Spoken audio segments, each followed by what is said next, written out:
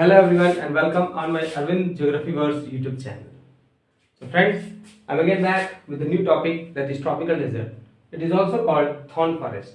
So earlier we have dealt about rainforest, tropical evergreen forest and deciduous forest. अगर आपने वो topic नहीं देखा है तो प्लीज जरूर देखें उसको. अब हम आगे बात कर रहे हैं tropical desert forest. So see this word desert. Desert word का मतलब सही कॉन्सेप्ट है, means you'll find desert means sand on most of the areas. So basic concept for that is rainfall, means the place which have or which receives very less or low rainfall, that is converted into desert.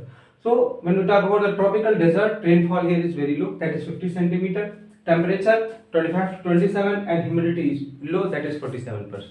Okay, next they have xerophytic vegetation. Important word, xerophyte. Plants which are adapted to arid conditions are called xerophytic plants. यानी वो plant जो सूखे, arid का मतलब होता है सूखे condition के लिए खुद को एडॉप्ट कर लिया हो ना उन्होंने, उनको आप xerophytic प्लांट बोलते हैं. क्वेश्चन आता है एग्जाम में, what are xerophytic plant, where write two characteristics of xerophytic plants.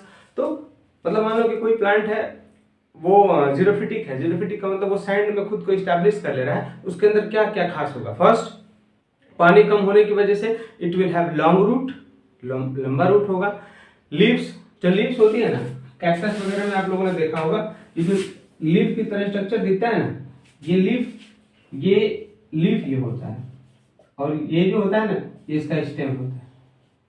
Okay, तो leaves are reduced into spines. जो लीव्स है ना वो कांटे में बदल देता है ताकि ट्रांसपिरेशन ना हो. इनके ऊपर ना थिक क्यूटिकल लेयर मिलेगा, वैक्स का लेयर मिलता है जिससे कि ट्रांसपिरेशन ना हो. इनका स्टोमाटा संकन मिलता है. स्टोमाटा वही है जहां पे ट्रांसपिरेशन होता है. तो जो स्टोमाटा है ना वो क्या मिलेगा, संकन का मतलब अंदर की तरफ धंसा होता है जिससे ट्रांसपिरेशन कम हो. Okay, these are few. See, they have long roots, leaves are reduced into spines, they have sunken stomata. Okay, next when we talk about one example is given babool. Babool, for example, suppose it has long root, यानी बबूल का जो पेड़ होता है उसकी roots क्या होंगी, बहुत लंबे होंगे. दे हैव थॉर्न्स, उसके ऊपर क्या होंगे, कांटे होंगे. And they have symbiosis association with ends, यानी उनके ऊपर एंड्स मिलते हैं, चींटियां मिलेंगी और इससे सिम्बियोसिक रिलेशनशिप होता है. सिम्बियोटिक में ना दोनों ऑर्गेनिज्म को फायदा होता है, जैसे बबूल को भी फायदा है और एंड्स को भी.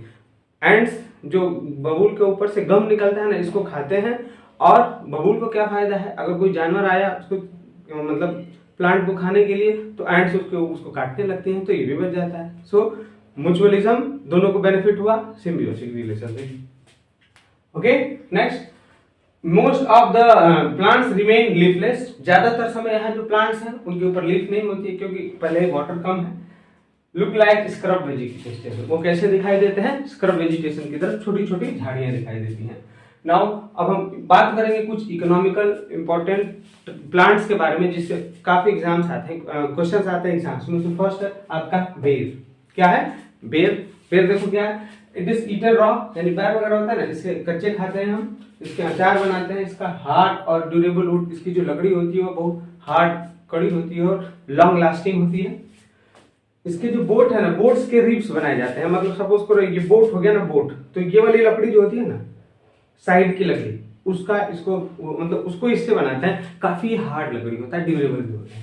लेग्स ऑफ बेड स्ट्रीट्स, यानी बेड का वगैरह का जो पैर वगैरह होता है ना उनको हम इससे बनाते हैं. Means this is very important.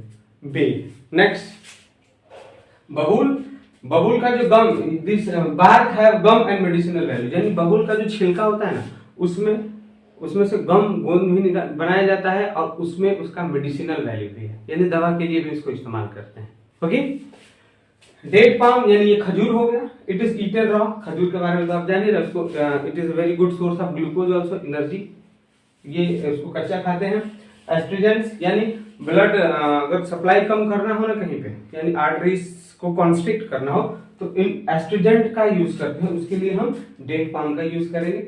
Syrup, खांसी वगैरह के लिए सिरप वगैरह में इसको हम यूज करते हैं. सो डेट पाम यानी खजूर, बबूल, बेर 3 हो गया. और लास्ट है आपका नीम. नीम सबसे ग्रेट इंपॉर्टेंस का होता है because it have medicinal value. इसका दवा बहुत ज़्यादा बनता है, नीम का ऑयल भी बनता है, नीम का केक खली भी बनता है जो इंसेक्टिसाइड्स खेतों वगैरह में भी काम करता है, ठीक ना। It is also one of the important beauty products, यानी ब्यूटी प्रोडक्ट्स में भी इसका इस्तेमाल किया जाता है, चेहरे वगैरह पे आता है, फेस वॉश वगैरह, नीम वगैरह, ठीक ना। तो ये कुछ इंपॉर्टेंट है। एरिया देखो south west Punjab, Haryana, UP इस साइड में मिलता है। तो सबसे यहाँ जो खास है वो आपका जीरोफिटिक हो गया। कुछ इनप्ले ट्रीज के बारे में आप देख लेंगे। तो ये कैरेक्टर है। अब आप किसके बारे में? Xerophytic. So if you are new viewer please share and subscribe my channel. Thank you. अगला वीडियो हम लेके आएंगे आपका माउंटेन और अगला उसके बारे में एक वीडियो में दोनों कंक्लूड करेंगे। तो ये चैप्टर भी आपका कंप्लीट हो जाएगा। Thank you.